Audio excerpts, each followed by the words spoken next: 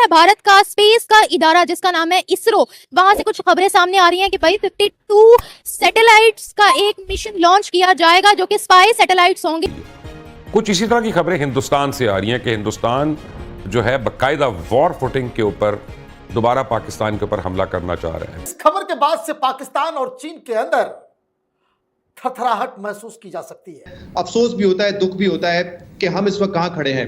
मैं कई मर्तबा इस प्रोग्राम में ये बात कर चुका हूं कि हम जैसे लोग हैं, almost similar culture, similar background, हो सकता है उनका बेसिक IQ लेवल भी हमारे बराबर हो, लेकिन आज हम कहाँ हैं और वो कहाँ हैं। उनकी अचीवमेंट देख के खुशी होती है, लेकिन ये देख के अफसोस होता है कि हम कहाँ पर हैं। हम अपने बजट से बमुश्किल इस वक्त कर्ज की अदायगी कर पा रहे हैं। अभी तक एजुकेशनल रिफॉर्म्स नहीं कर पाए हम, एजुकेशन और हेल्थ केयर के लिए कितना आप बिल्कुल सही कह रहे हैं, लेकिन मसला यहाँ पर यह है कि अगर हमारी तरजीहात दुरुस्त हों और हम इन मसले मसाइल से बाहर निकलें तो फिर हम आगे कुछ सोचें और दूसरों से कंपेयर करें।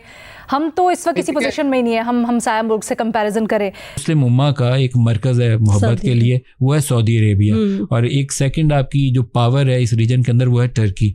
तो सऊदी अरब, पाकिस्तान, ये नेतन्याहू और मोदी जैसे लोगों के निशाने पर होंगे। हमें तीनों को मिल के अपनी हिकमत अमली बनानी पड़ेगी और चाइना के साथ मिल के इन तीनों ममालिक को अपना एक सिक्योरिटी अलायंस बनाना पड़ेगा। और ये चीज़ है जिसको मैं समझता हूँ डेट पाकिस्तान की सरकार को थोड़ा समझना चाहिए कि हमें ये इसको कैसे काउंटर करना है, क्योंकि मोदी साहब नहीं जा रहे पावर से बाहर। देखिए, सबको मालूम है कि भारत के पास सैटेलाइट क्षमता आ चुकी है, हमारा मिसाइल डिफेंस सिस्टम सब ने देख चुका है। अब भारत को लग रहा है कि हमें अगली बार अगर कोई युद्ध होगा तो it will be against Pakistan and China combined. नमस्कार दोस्तों, रियल हिंदुस्तान में आपका स्वागत है। दोस्तों, इस वक्त पाकिस्तान की मीडिया में जोरदार हड़कंप मचा हुआ है क्योंकि भारत अब वो करने जा रहा है जिसकी किसी ने कल्पना भी नहीं की थी। भारत अब एक साथ 72 मिलिट्री सैटेलाइट लॉन्च करने की तैयारी में है और जैसे ही ये खबर पाकिस्तान पहुंची, वहां के चैनलों में मानो आग लग गई हो। पाकिस्तानी रिपोर्टर लाइव टीवी पर चिल्ला चिल्ला कर कह रहे हैं भारत अब आसमान से हमला करेगा। 72 मिलिट्री सैटेलाइट का मतलब है पाकिस्तान अब कहीं भी छुप नहीं सकता। तो ये वही पाकिस्तान है जो खुद अपने देश को संभाल नहीं पा रहा, लेकिन जब भारत अपनी सुरक्षा मजबूत करता है तो ये लोग थर थर कांपने लगते हैं। 72 सैटेलाइट लॉन्च सिर्फ एक मिशन नहीं है, ये भारत की वो संदेश है जिसे अब पूरी दुनिया बहुत गौर से देख रही है। और पाकिस्तान सिर्फ डरा हुआ है और पूरी तरह बौखलाया हुआ है। देखिए वीडियो में पाक मीडिया की घबराहट, मोदी का मिशन और भारत की अंतरिक्ष से आने वाली शक्ति।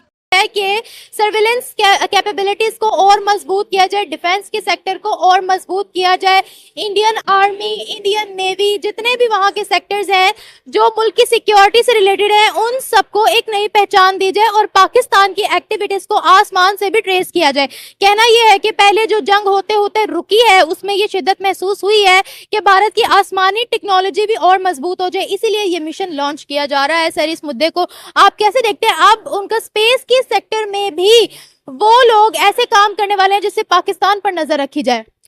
वो जितना मर्जी मजबूत कर लें, ठीक है। पहले भी उन्होंने एक छोटा सा एडवेंचर करके देख लिया हुआ है, तो अब वो इस चीज को समझ के अच्छी तरह तो वो कुछ भी नहीं कर सकते।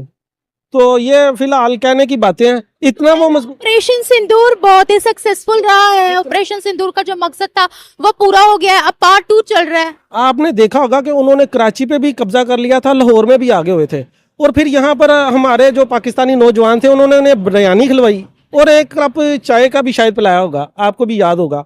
तो उसके बाद फिर हमने उन्हें रवाना कर दिया इंडिया में ही।